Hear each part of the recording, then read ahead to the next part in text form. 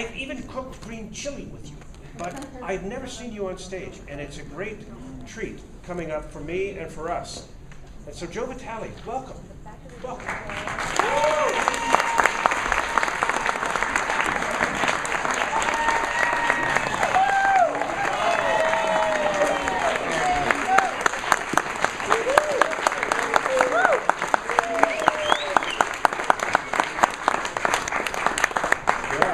Start with a standing ovation. Dare I say a word? I may ruin everything. Thank you. Oh, thank you. Before I do anything, please look at this whiteboard. Yeah, it is a nice whiteboard. This is very meaningful. There's nothing on this, right? Nice and white, nice and peaceful, nice and clear, empty. So we are all transformative leaders. We're all teaching transformation of one sort or another. I'd be very curious to know how many different transformation elements there are, how many different tools there are. I'd be very curious to know how many of them actually work 100% of the time. And I'd be very interested to know who would like to be a fearless volunteer and to come up on stage with me. Oh, it's like this gentleman. You've been on stage, so we've seen your brainwave activities. We know what you're thinking. I don't know what he's thinking. Yay, Scott. Scott. Big hand for Scott. Thank you. You're not going to need a mic, you're going to need a pen. Thank you. So what I'd like you to do is be honest and tell me, what do you teach in terms of transformation? If we're out there teaching people how to transform their lives, what works to teach them, to transform them? What method do you teach? What technology do you teach? No right or wrong. I just want to list them on the whiteboard. Distinctions. I got distinctions we want to write down. Meditation. Oh, I'm going to have to do some writing too, it looks like. What do I? Distinctions. Experiential learning. I want a second volunteer. Is that what I heard? Experiential. Volunteering? No, I don't have it. Who's left-handed? Oh, I'm left-handed. I'm left-handed. Terrible. Come on up. There you go. All right. I'm trying to inventory these. We got mastermind. We got distinctions. Who said something? Meditation. We had heart math. We want heart math up there. Archetypes. Archetypes is up there. Meditation. Left, right, Because you brain. can't spell it. Teaching techniques. Centering. Centering. Forgiveness. Experiential learning. Left, right, brain. Oh, there's a lot of them, huh? Passion test. You want a little trademark behind that when you're ready? Passion test. I got it. You already got that? Forgiveness, do we have that up there? Appreciative inquiry.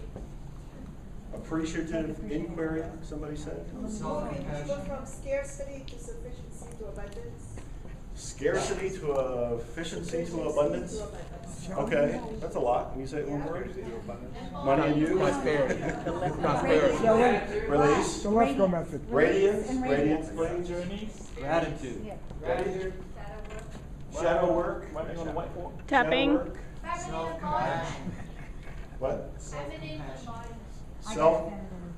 Okay, so you got self-compassion. Body work. Trust. Body work. Don't see that up there yet. John? We want gratitude. Laughter. She's already laughing. Health and fitness. Health and fitness is going on the list. Singing, music. Bhajan. Singing. Radical surrendering. Radical surrender. Radical surrender. She's got it. Dance. Art therapy. Dance. Art therapy. Dance therapy. Dance for you. Prayer. Self-inquiry. Self-inquiry over here. Yes. Law of attraction. Of course, law of attraction. Active imagination. Prayer. Recovery. Addiction. Recovery. 12 steps. Sedona. Sedona. Intuition. Big mind. Shifting the occurring world. Shifting the occurring world. That's big. 12 step. 12 step. Boy, we just keep on going, don't we? There is no out there, out there. Yeah, we put 12 step. We need 12 step. There is no out there, somebody said. Grief. Work. Got it. Go. Synergetics. Synergetics. Mars, Venus. Yeah. Oh, yeah. gave that suggestion? You got it? Who gave that suggestion? Got it, Mark. What else? What are we left reading? Emptiness. Relationship as a spiritual practice. Relationship as spiritual Joe, practice? we need another board. No, we're doing it on this board. Oh, okay. At the point that, this is good. Right At the on point top. where you can't write, you don't have any space, write over what you wrote. Okay.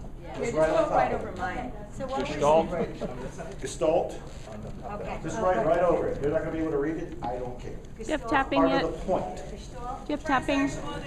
Tapping, somebody, TA. Tapping. EFT or tapping. EFT, right, EFT and everything. Relationships and sacred opportunities. Sex. Sex. Tantra. That one goes. Tantra. Yoga. Oh, now we're getting to the good stuff. Chanting. Kundalini awakening. Marijuana. Scott Dreamwork. I got it. LSD. LSD. Drugs. Therapy. You're on a roll. Rock and roll. Harmonic tones. Sex, we got drugs, we got rock and roll. Adventure learning, Adventure one, got it. experiential learning, Sex, money, ropes courses. Good stuff. ropes, prayer. Rituals. Visuals. No, rituals. Rituals. Ritual. Active Got it. imagination. Active Active imagination. imagination. Seminars. Keys of excellence. 8 keys, got it. Silence. Billy Graham. Graham, it's devolving. Leadership. No, it's devolving. It's devolving. We got Billy Graham. Devotional chanting. Scott, we have chanting. Mystery school, got it. Mystery school. Oprah. Theater of the absurd. Angel therapy. Improvisational theater Improv techniques. theater, got it. You're in the good group for this. I know, just let it come. What else? Sounding. Sounding. Got that, my math. Where's that? I think we have sound. Silence, you got that? Silence, got silence. Yoga, got it. Harmonic tones. Somatics. Somatics, got it. Somatic. We got EFT, we got got EFT. EFT, we got all the tapping, right? S. You want S? Yeah, landmark. NLP. NLP. Was hypnosis? Projection. Projection. Transactional analysis, we got that. Hypnosis. Paraliminals. Very good. You got it? Jungian analysis. Lepko method. Enneagram. Hoffman method. Enneagram, got it. Lifespring. Enneagram. Spiral dynamics. Spiral dynamics. Biofeedback.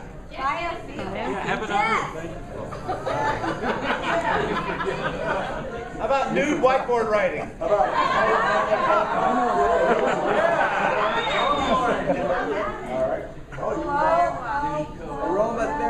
Aromatherapy, got it. Firewalking. No. Yep, there it is. Firewalking, got it. Firewalking. Past life regression and all that stuff. How about vision quest? Holotropic breathing. We can just keep going on, can't we? Pretty phenomenal list, right? Time's up, Joe. My time's up? Rolfing. Channeling. Firewalking. We got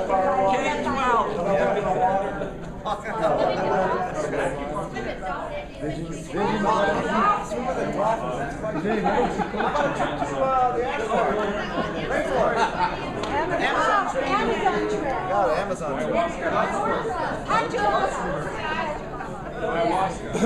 You got drugs. Personal transformation, physical transformation. Bodybuilding. Silver method. Writing. Speech acts. Writing. Speech acts. So, we're going to stop here. Coaching. We're going to stop here. No, coaching was on. Trekking the Trip to the North Pole. I think just nude whiteboard writing. Okay, big hand for both of them.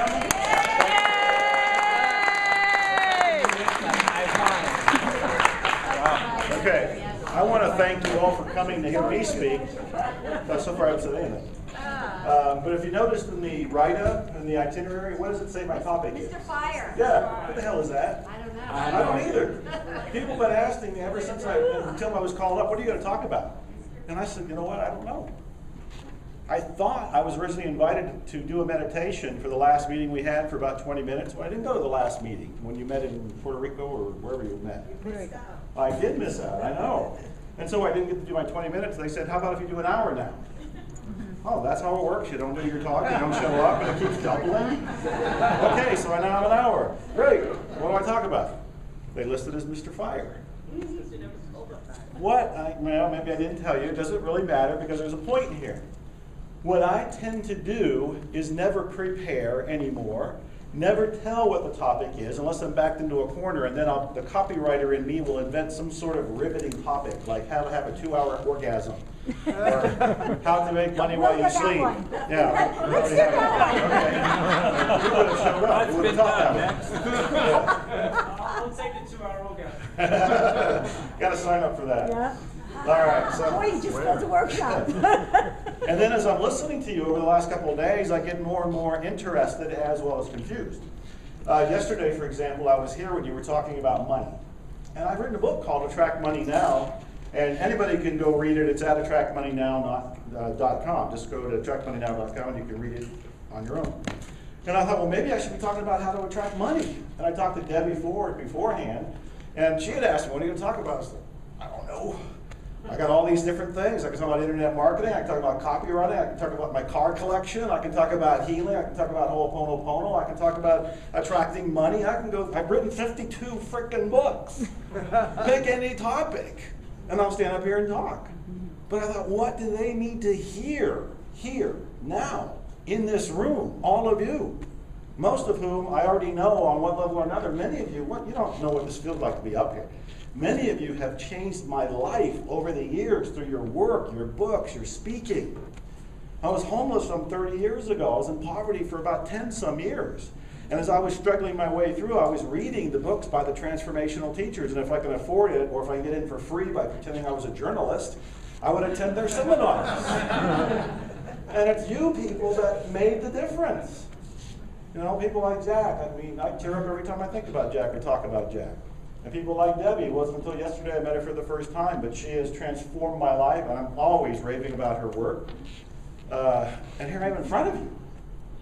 Well, thank you for that. Thank you for that. That's amazing. So here I am tuning in, trying to say, what do you guys want to hear? I even got out last night on my balcony, and I'm communicating with the universe, with the divine. I'm meditating. I'm trying to get past all the programming, all the beliefs in me that are saying, oh, do what they're going to think is good. Do what they're going to make you love. They're going to love you for doing. Wanting to win your approval. Wanting to win your love. And then I'm thinking to myself, well, the way I do it is I get in people's face. I tell them the truth. And if they don't like me, it does bother me. But I go about my day. So, last night, the divine said, tell them how to reach the divine. And I argued with it for a little bit, until I realized I was arguing with the divine. And I said, I'm giving in. I'm giving in. It's one of the secrets to success. Put the ego, obeying orders, more or less. Make the ego obey the orders. I'm obeying orders. When I put the whiteboard up here, to me the whiteboard is God. To me the whiteboard is divinity. To me the whiteboard is zero. Nothing there but love. When we put love there, we're starting to write things on the whiteboard. This is relevant. If I say it's the divine, I'm starting to write things on the whiteboard. I say it's divine. If I say it's God, I just wrote something else on the whiteboard. It's God. The whiteboard has nothing, yet has everything. The people who have said yesterday when they were talking about money, the whiteboard is abundance. No lack, no limitation. I have not experienced lacking or limitation in my life. I just bought another car, number 9, $250,000 handmade spiker from Holland. And I don't drive anywhere, I work at home. People say, why do you have these cars? Oh, it's an investment. Really? Well, that's what I tell myself. No lack or limitation. Why? Because I'm taking my inspiration from the whiteboard. When it bubbles up an inspiration to me, I say, salute, I will do it.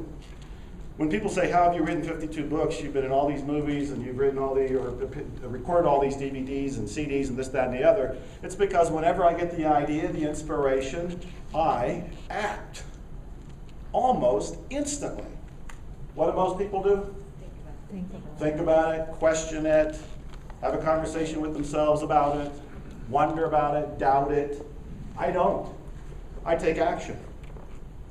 I was told to inform you that one of the things I took action on is in your welcome bag. Fitarita? Everybody got one in their bag. Yes. I'm sorry I didn't give you a bottle of tequila with every one of these packets. What is this? No, where is the tequila? Oh, where is it? The bar has a tequila, please. Fitarita. Okay, so I'm out at dinner. I was in a bodybuilding contest at one time, and I was very disciplined. I was very restricted, you know, and everybody's eating and drinking and having their margaritas. And I remember saying, and I slammed my fist on the table, what we need is a bodybuilder's margarita. And everybody laughed. That isn't funny. I mean that. And then it occurred to me, thought was there. Joe, make the healthy margarita mix. A margarita mix, the average margarita mix has 300 to 1,000 calories in it. So when you order your margarita, just that one, that's half your calories for the day. And if you're in a bodybuilding contest, that's your calories for the week. So I thought there's got to be another way. I worked with a medical doctor, I worked with a nutritionist, and I did all the sampling for all of the, you know, the process of making all of the different Fitaritas. God bless you. Yes, I did all of that. I did it. I went to war for all everybody. And I ended up with Fitarita. I am not a chemist. I am an author, first and foremost. Sometimes I get to speak, sometimes I get to do other things, but I'm first and foremost an author. I like to write. That's why I have so many books. However, I saw an opportunity, an inspiration. Something coming from the whiteboard said, hey, Joe, here's an idea. So we invent this. One company's already asked us, how much for 11 million packets? How much for 11 million packets? Another company says, how much for the rights to sell this in Africa? Another company says, well, we want to sell it to the Latino market. How much do you want for that? Money is all over the place. Trillions of dollars are in circulation. But if you're still going back to the river to pick up money with an old bucket, it has holes in it, and you're not going to do as well. You have to go with a new bucket. So, when we look at all of this, and these are all wonderful tools, I know most of these tools, I can add a few tools, I have tools of my own. You know what that does? Do you know what that does? Where's our erasers? Permanent ink. Kleenexes. I'm supposed to use Kleenex on that? It's this thing. Thank you, thank you. Okay, so you have all of these things that I'm going to just be in your face and say, most of the time this takes you away from the divine. Most of the time this takes you away from the whiteboard. Now I say that's in your face because a lot of you are married to these ideas. A lot of you have patented and trademarked and written about this and recorded about this and made it your life. Dr. Hulen and I, Dr. Hulen's the guy who taught Ho'oponopono. He's my co-author on the book Zero Limits, and everybody has a copy of that in your welcome bag. He talked about this. He says that you are either getting, in any moment, inspiration or programming. What you're receiving in any moment is inspiration or programming. And he once said at one of the seminars we did together, a great way to start a religion is for one person to receive from the whiteboard an insight and then start telling the world about it and saying, here's the insight you should practice. You have now given everybody one removal from the whiteboard. And the guy who received the inspiration may or may not know, or the woman, may or may not know that they did that. The inspiration they received was for that person, not necessarily for everybody else. What I'm here to challenge you with is a healing technique and a clearing technique that's going to help you with prosperity, abundance, relationships, and everything else. Because all the problems that you experience are not coming from the divine, are not coming from inspiration, it's coming from the programming. It's coming from all the thoughts that are in your head, many of which you didn't even know were there, And the previous conversation we had, the dialogue we had earlier with the other presenter about the mass of the unconscious being 11 miles wide, that is absolutely correct. But what we have in our conscious mind is this one itty-bitsy percentage, and we think it's the frickin' world. And we are deceived by it. We are sold by it, we buy into that, and what we need to do is erase it. And as we start erasing this, the whiteboard starts to appear again. And as the whiteboard appears, you are now becoming one with the divine. You are now becoming the divine. You are now living and breathing as the divine. Now, I've said this before, and I have an audio program called The Awakening Course. I've just turned it into a book. It'll be out a little bit later. And I talk about the 4 different stages of awakening. And I say the 4th is when you truly awaken and the ego you, the Joe, isn't there, the divine is living and breathing through me. And I'll say that to a lot of people, and they'll go, yeah, I'm there. Give me a break. If you are sitting there saying, I am awakened, you are almost certainly not awakened. You have bought into another program. So what we want to do is erase. I'm not saying from time to time the inspiration will come through and say, go ahead and do one of these things, but it'll be authentic to that moment. It won't be the thing that you say, we pull this out and we do this for everything and everybody in every moment for eternity. No more.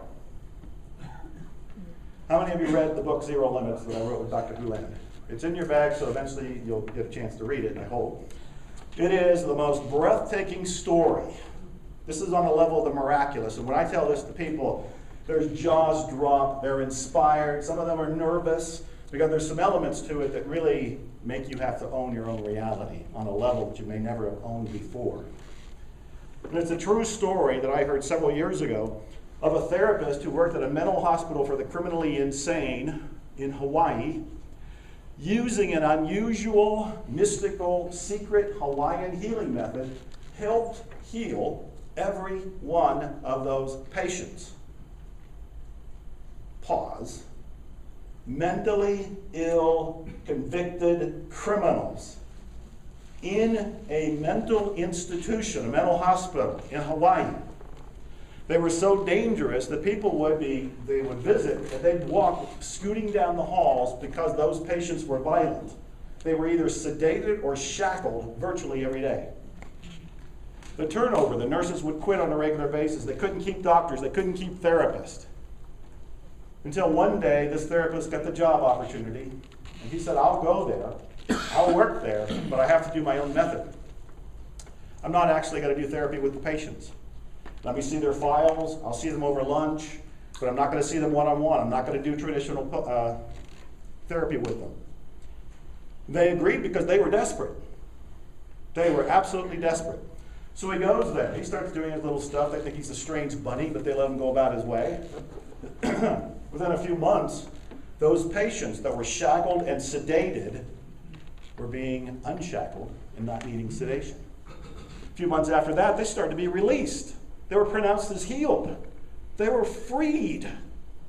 Within a year or two, most of the ward was released. Within 4 years, they were all released and the ward was closed. Now, when I first heard that story, and I get chills right now every time I talk about this, it's like, how is this possible? I know about health and healing. I know about miracles. I've done all kind of work. I've done remote healing. I've been with shamans. I've done all kind of stuff. But to heal mentally ill criminals in a mental institution in a hospital in Hawaii, and you not talk to them, you don't even see them physically, you don't do therapy with them one-on-one, how does that happen? I went looking for that therapist, because at that point he was unknown, the therapy was unknown, and the story was more like an urban legend, which I thought it was. I found him, got him on the phone.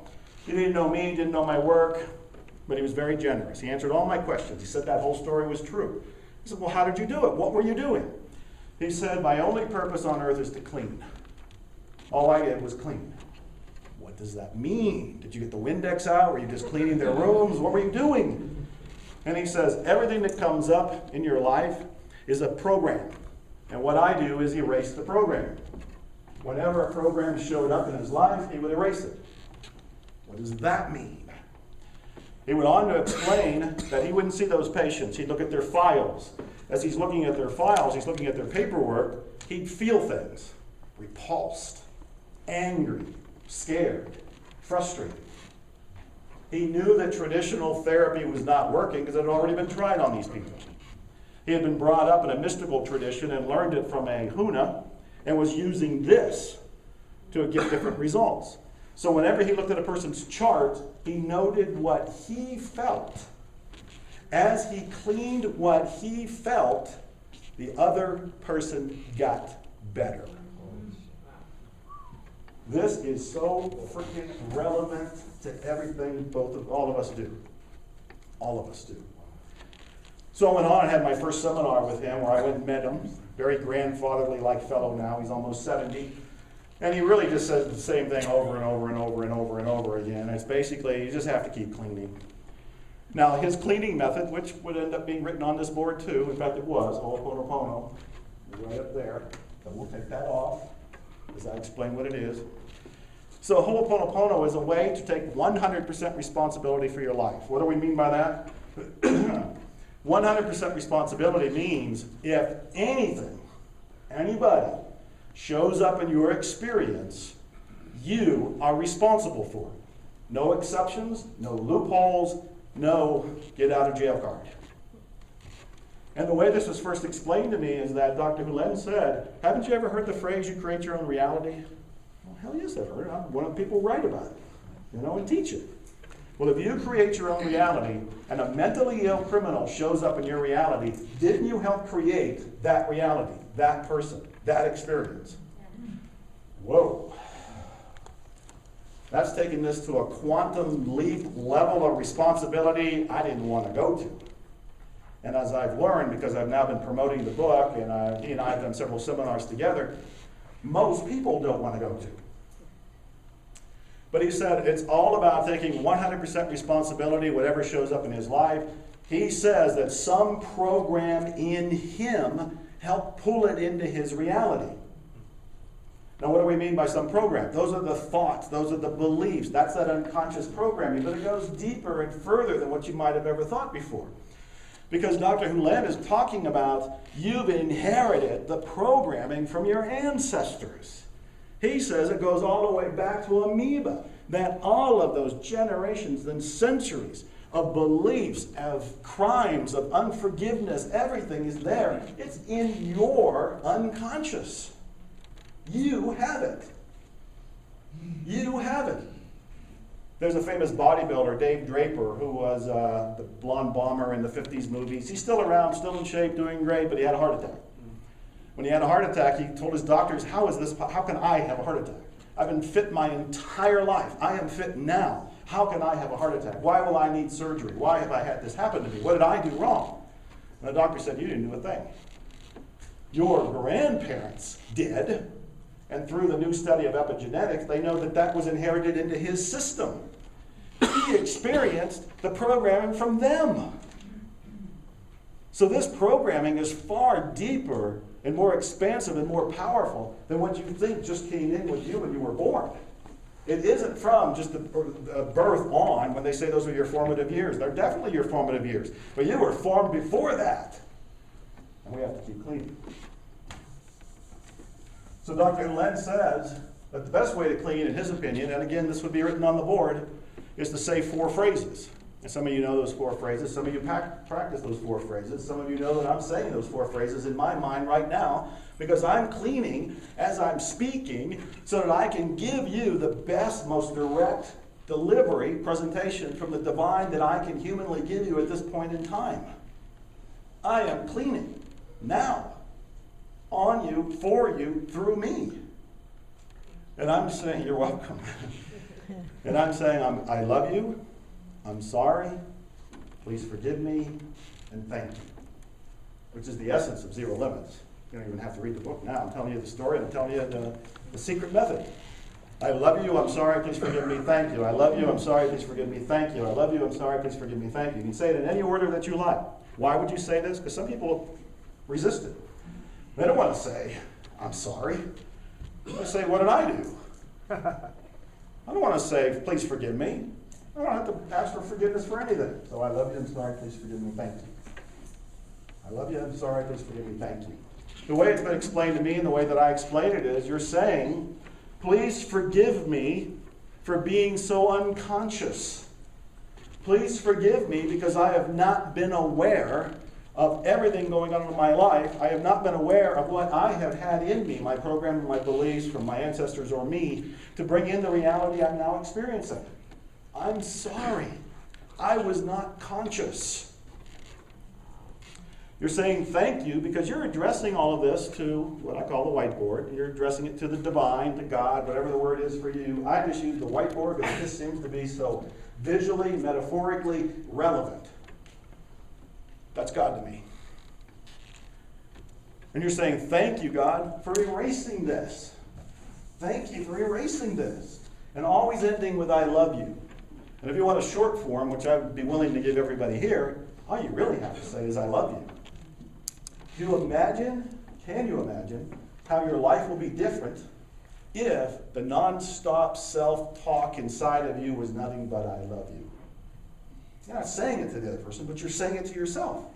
Your whole vibe will change. Your whole interaction with the other person will change. What you send out to the universe will change. And you will be helping to clean the country, the world, everything, the universe, as you're doing this. I love you, I'm sorry, please forgive me, thank you. But you can just say, I love you. And as you do, you are cleaning. The more you clean, the more you're going to be able to receive inspiration. Because remember I said earlier, you're either going to be receiving programming, which is any of this data, the 11 miles worth of data that's available at any moment, all of this centuries worth of programming that goes all the way back to who the hell knows where it started. You can be pulling programming from there, or you can be pulling inspiration. And when it comes, you act. But in order to get there, I love you, I'm sorry, please forgive me, and thank you.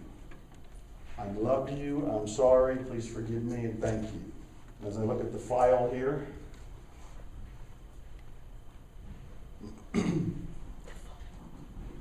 what? The file. Yes, I was looking at somebody's file. I just don't know whose it was. So let me give you another example here. This is one I gave to Debbie earlier, and she liked it a lot, so I should share it. So it's coming up for me in the moment. Okay, I was mentioning I like cars. A year and a half ago, I saw a car. I didn't intend to buy this car. In fact, I had never intended to even look at this particular car. And it's a Rolls-Royce Phantom.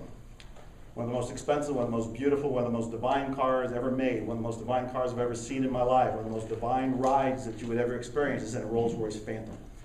Note, I was not looking for a Rolls-Royce Phantom. It was not on my wish list. It was not on my intention list. And in fact, I tell people today, intentions are for wimps. Intentions are for wimps. You either have intentions or you have inspirations. And I used to be the cheerleader for intentions and wrote books on how to do intentions. You can still create a reality with intentions, but I find a much more magical, surprising, miraculous reality when I just say the hell with intentions and let inspiration come. When I saw this car, I was actually doing the Miracles Weekend when I saw you, Ariel, in San Diego. And I went and we saw the car. I fell in love with the car. I bought the car. Impulse purchase on the day. That was the day that the stock market had crashed the most number of points since 1929. I snubbed my nose at that. I bought a Rolls-Royce Phantom that very day. Okay, I was doing this from inspiration. But let me show you how this also triggered something else. So I'm buying the car, I'm walking around the car, and I'm looking at it going, it's big enough to have meetings in it. And then I thought, God, I wonder if anybody would pay to have a meeting in the car with me. And so by the time I got back to Texas, I had written up an email that announced the Rolls-Royce Phantom Mastermind.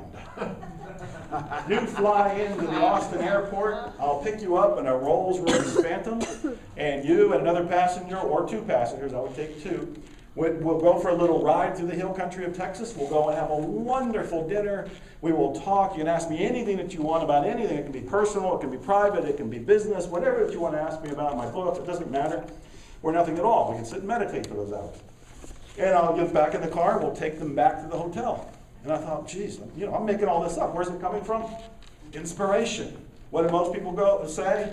Dumb idea. Nobody will ever pay for that. Why would they pay to ride around a Rolls Royce with you? Why would they fly from another country to go do that?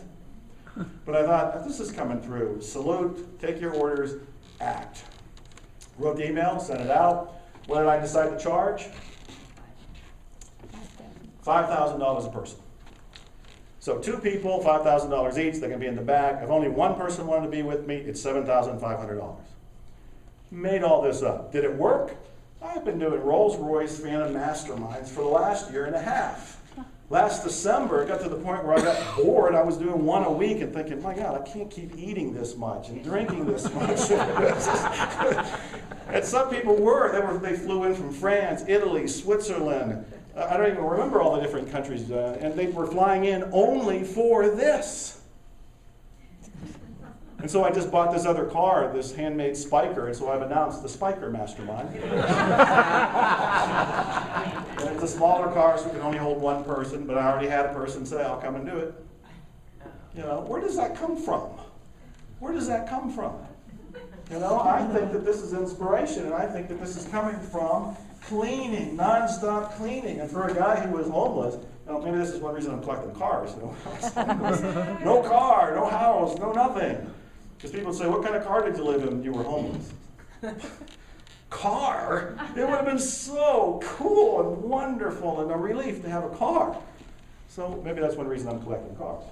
But the kind of cars now they come to me seem to come from inspiration. When I decide to do something with them, it isn't me sitting there brainstorming and strategizing and masterminding anything. That comes from inspiration, and what I do is say yes to it. I've been with Dr. Lind several times, especially when we were researching the book. And we'd go for walks, we'd have coffee, and he'd buy a pastry or something, and he'd slap a $20 bill down as a tip. So the person who didn't even wait on us would just rung up the register.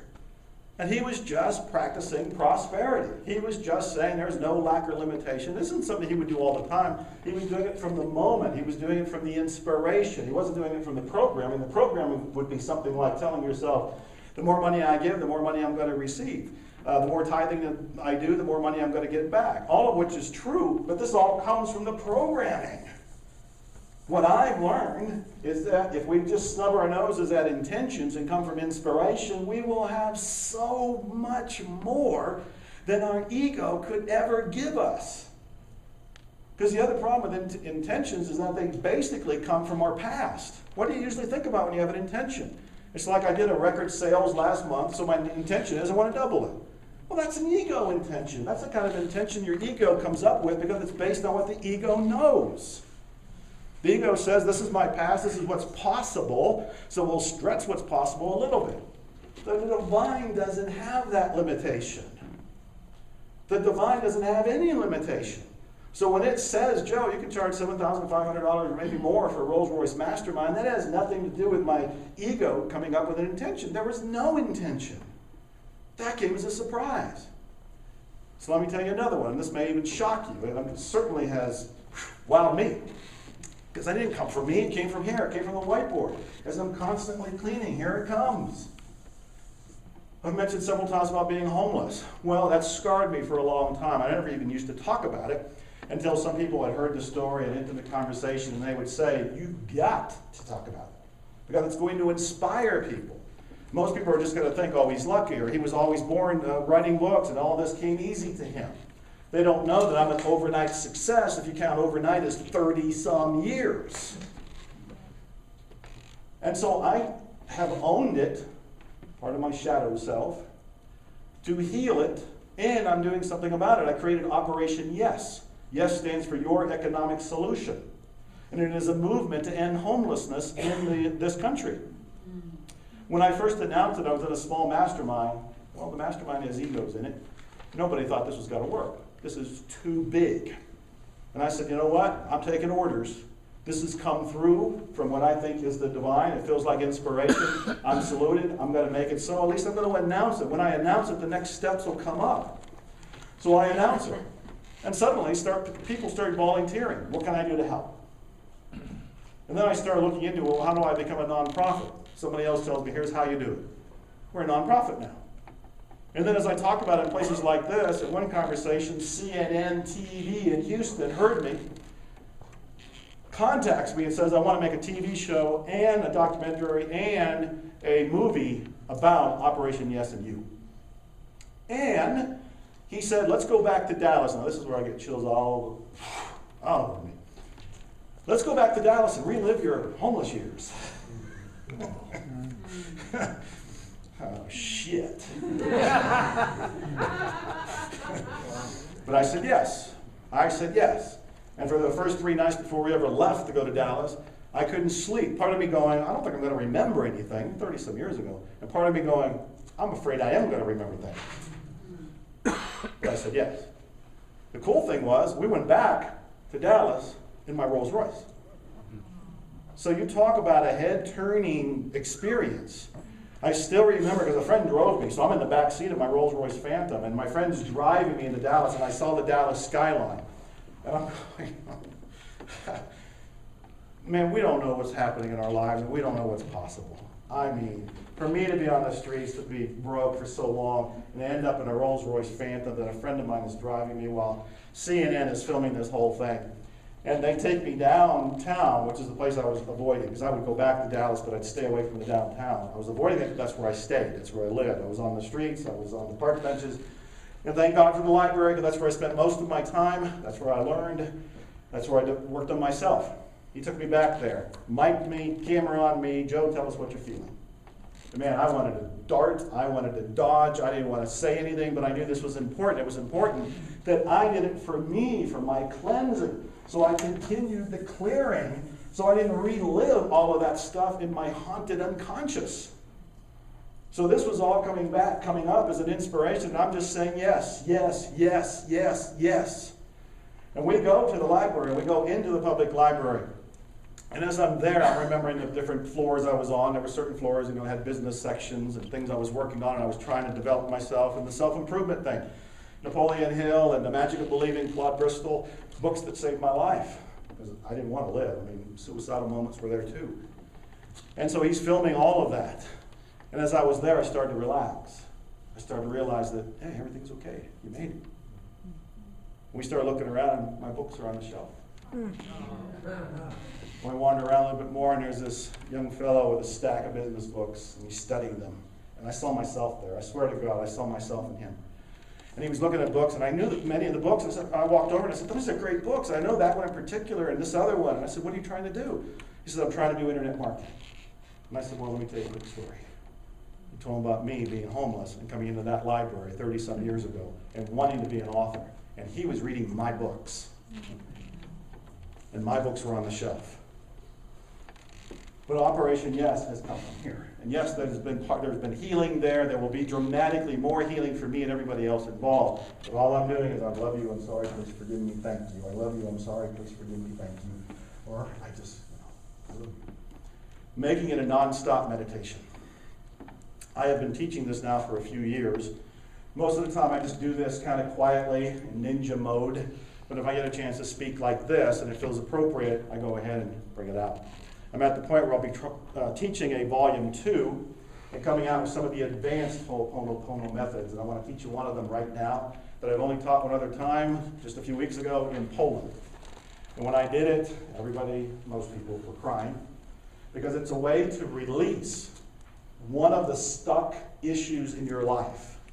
I just want you to let whatever bubbles up for you to be the one that you accept, no argument, no resistance, whatever comes up for you. Maybe there's a relationship problem, maybe there's one that was in the past, but it's not done, you still have it in your awareness. Close your eyes, leave your eyes open, it doesn't matter, just relax into this. Allow something to come up for you, because whatever's coming up is right in this moment. So take it. You'll have a visual, you'll have a sensory awareness, it may be something you feel, maybe something you see, maybe something you experience in your body and you're actually reliving it right now. From the Ho'oponopono tradition, this is not happening outside of you, this person is not outside of you, this experience is not outside of you, it is inside of you. When you change this inside experience, not only will you have peace, But more often than not, the outer will dissolve, it will change, it will transform in the most magical, sometimes mysteriously surprising ways. Trust the process. As you're visualizing this, as you're feeling this, just imagine that you can slice the image up.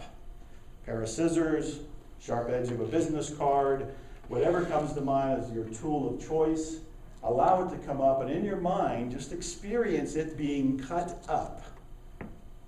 Chiseled up, dissolved, burned if you like, but let this image, this feeling,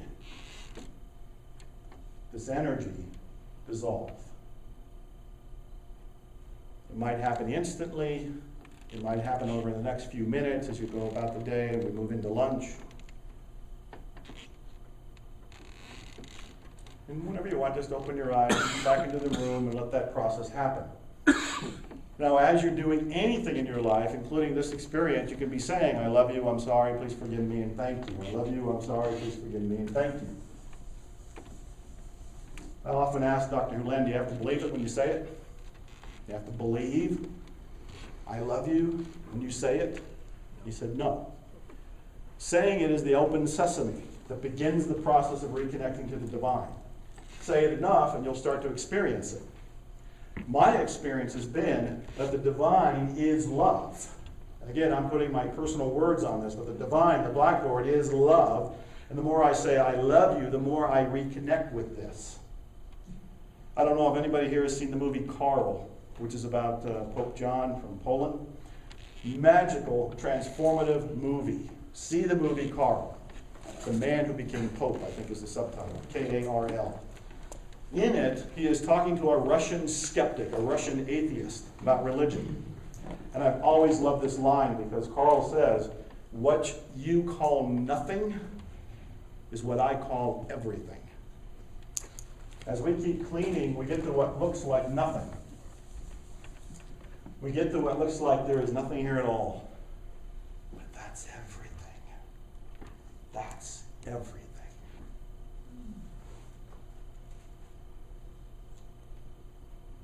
Do you have any questions?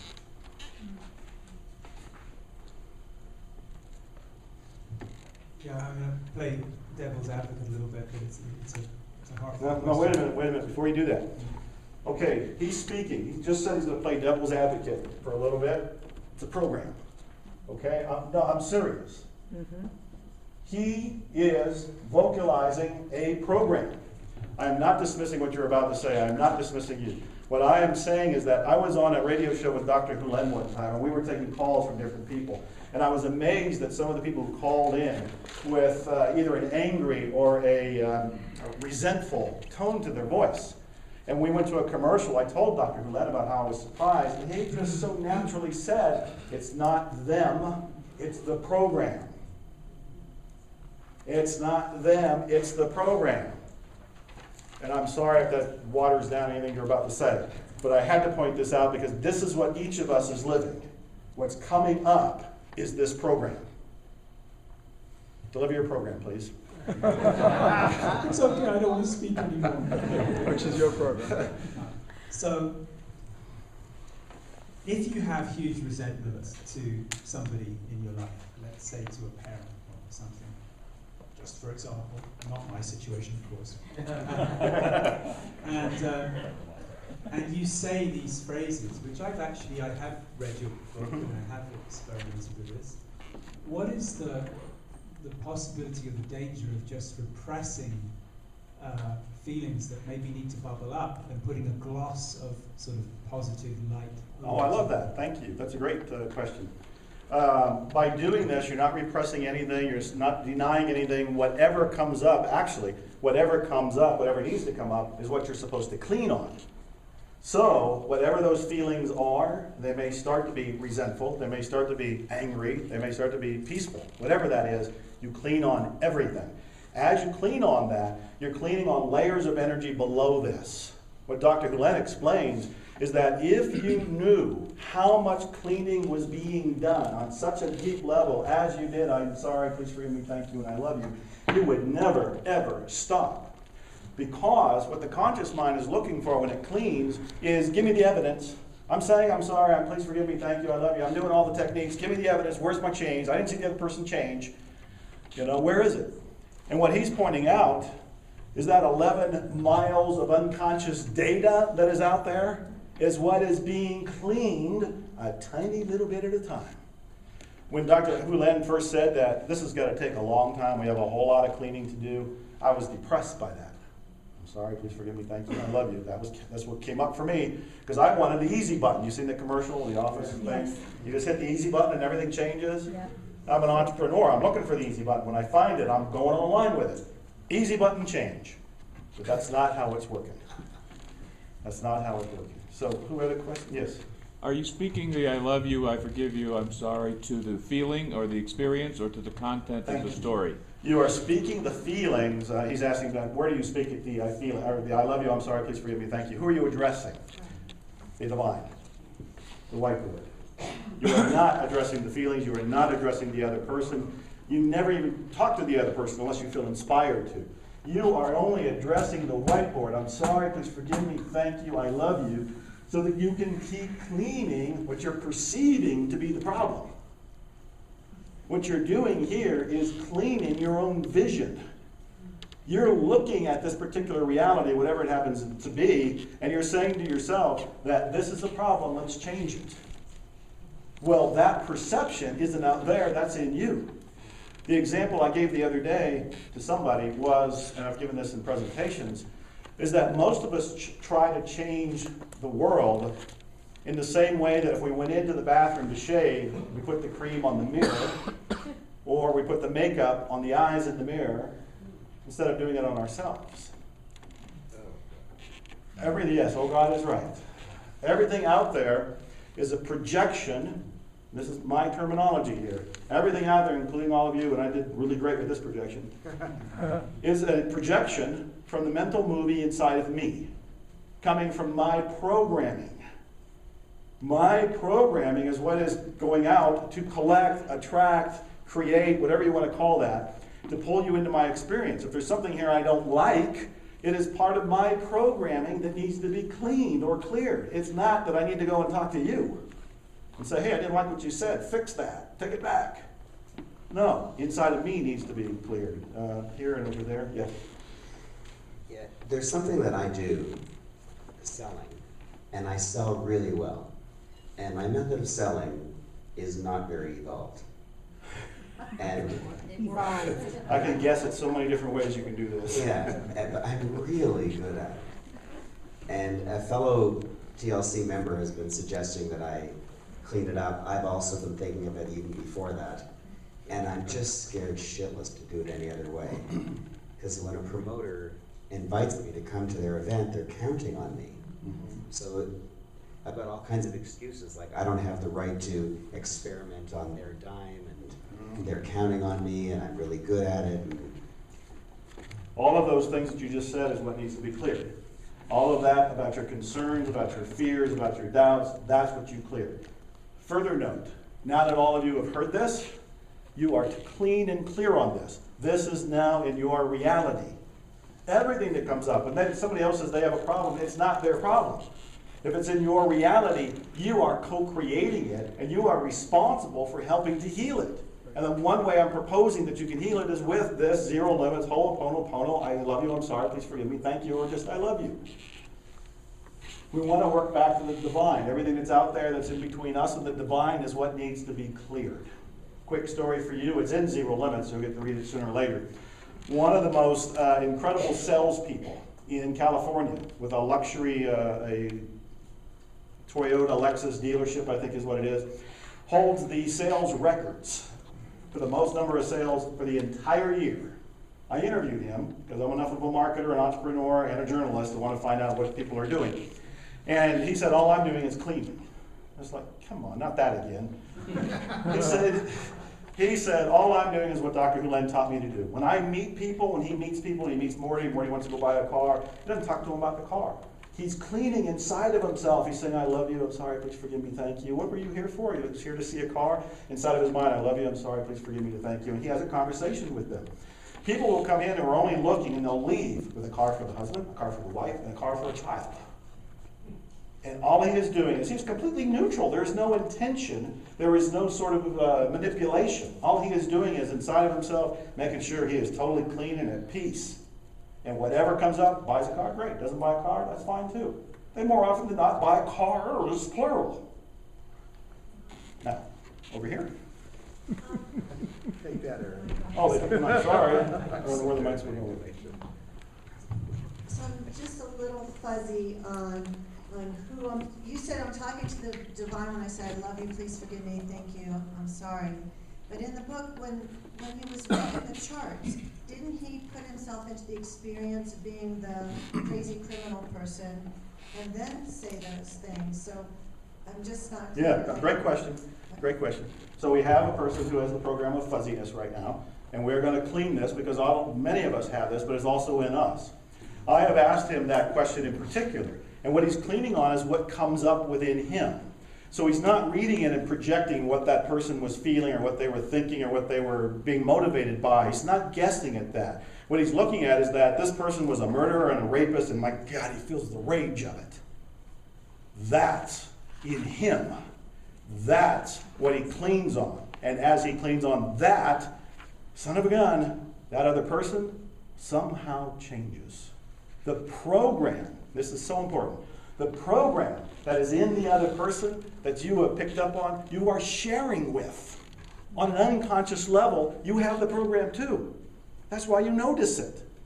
As you clean on the program in you, it gets clean on the program in him, and it gets clean on the program in everybody. This is so incredibly powerful. Thank you for the question. Yes, you have your... 2 parts. Is it any more powerful to clean silently internally than outside, externally out loud? That's part 1. And part 2 is, I thought I heard you say change the order a couple of times. Good questions. Yeah, great. Okay, first is almost always it's done internally. You know, this is a personal relationship between you and the divine. And so you can't say it out loud if you feel inspired to. There's no rules about that. But the way it was taught to me, the way as I understand it, is that we always said it quietly, silently, as a personal connection, or as a type of prayer, as a type of mantra or song to the divine itself. And as for the order, you can say it whatever order you like. You know, I tend to be going with, I'm sorry, please forgive me, because I'm starting with, I have an issue, a problem. Something is going off in my world. And so the first response for me is I got to take total responsibility. It means that I have missed the mark in some way. I'm sorry I was unconscious. Please forgive me for not being aware. That's where I start. And then I'll move into thank you, because gratitude alone is so powerful. And then into I love you. But that's my preferred way of doing it. No particular order. Yes?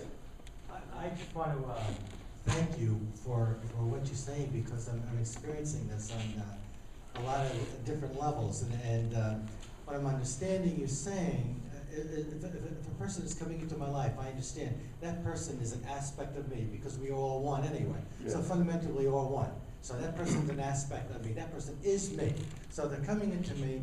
They're showing me an aspect of myself that I might have disowned, that we were talking about yesterday, that I might have not forgot about, coming in so I can be healed myself. So I'm getting this of I love you, so that creates the welcoming. And then I'm getting I'm sorry because I have rejected you and put you someplace where I didn't want to know you. And so I'm sorry for that. And please forgive me. The origin of forgiveness, some people say, is to go as before. So let's go as we were before and thank you, and let's celebrate together. And I just want to thank you. I just never got it to this level that you're talking about. You are very welcome. Thank you. Thank you. 1 or 2 questions, and I'll be out of time. Her hand's been up. Yes. Okay, I would like to hear how you define or how you can feel the difference between inspiration and the program. That is one of the best questions I've asked Dr. Kunend that, because I've got to, I'm sure some of you have thought this. Yeah. And it's something we can put on here. Confusion. Yeah, I did. Shared program, thank you. So she was asking, how do you know the difference between inspiration and a program? How do you know the difference between inspiration and a program? How do you know the difference between this telling you, hey Joe, do a Rolls-Royce mastermind, or is that a program about some wealth attraction technique that I got from somebody else unconsciously? I don't know. I asked Dr. Kunend that, and he said, you know what? You don't know. That's why you have to keep cleaning. You don't know. We have so much garbage, we have so much of that 11 million miles of data there that's in the way that we have to just keep doing the best we can. And by saying, I love you, I'm sorry, please forgive me, and thank you, we get closer and closer to being with that divine. So the basic answer is, you don't know. Not with 100% clarity, at least not at this point in time. One more question, because it's counting me down fast. Marcy? Right here. Right there. No? No, that's Oh, over there. Is it? Yeah, Oh, this I've, Marcy. I've been doing this for about 3 months solid, and it's kind of like a tape now in my head. I wake up with it in the morning and kind of go to bed with it at night a lot. And there doesn't necessarily have to be something going on. And I'm wondering, is that just the same thing? Just cleaning? Yes. I'm just lending my body or my beingness. That's how it feels to me. Yes. And then all of a sudden, I won't do it for a few days, and then all of a sudden it'll come on real strong, and there's really nothing going on, but it's just there, run. Is that an experience you had? Yes, it has. I got to the point where I would wake up and it was going on. It was almost like part of my dream world, my astral world. Let's sneak in one more question with her. Her hand's been up for a long time. And so I find that that's been going on. I think it's a wonderful thing. You know, it's like make money while you sleep. It's like get clean while you sleep. So I like this approach. Well, it's actually similar to that question. How different is it if you're just doing it rotely versus actually having your attention on what is going on? That's a great question. I have found that if I do this on a true problem, meaning there's something in my awareness and it is bothering me, it is eating me up, and I'm very intense and focused about cleaning on it, I get results faster. Just by doing it by rote, I think there's some background cleaning the windows that's probably going on. But if I'm really focused and I'm taking care of an issue, really speed. I've got to end because I'm right down to the wire. Let me say just a couple things here. Thank you for the honor of speaking in front of you, especially when you didn't know what I was going to speak about, and of course neither did I. And thank you for helping me clean the whiteboard here. Yeah, I know, I'm not done. I'm not done. I'm here with you. And I want you to know that I love you. I'm sorry. Please forgive me. Thank you. Thank you.